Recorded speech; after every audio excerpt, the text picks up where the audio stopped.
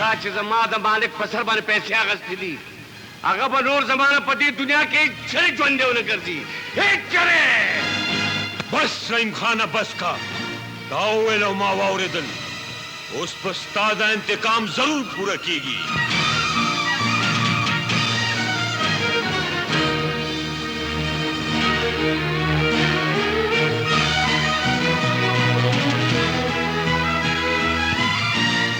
ولی صاحب د رحیم خان ضرور د قتل پروګرام هم ختم کو او که د کالی خان خور ته د بل چا په سر پیسه ورکوئ. بلاول زه ستا ضرور کالی خان سره میلاوېدل غواړم. کالی خان خو دې وخت کې ډېر مصروف دی او د یو سړي وژلو دپاره د افریقې ځنګل ته وتی.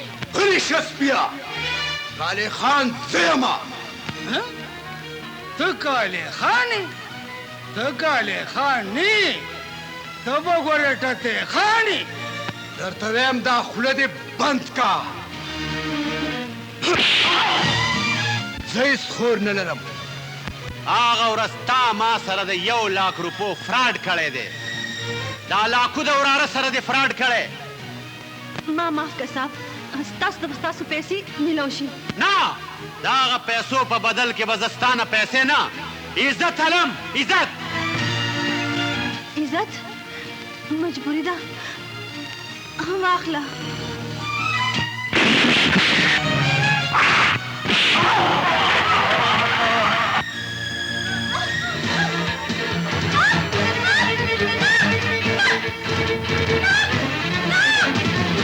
کلمه شهادت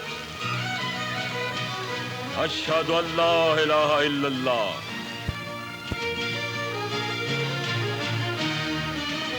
کلمه شهادت. هلکه څوک یې تاسو او دا جنازه هم دلتې ولې راوړه؟ څوک مړ دی؟ لا څوک مړه نه دي اوس به مړ کېږي وړو به. څه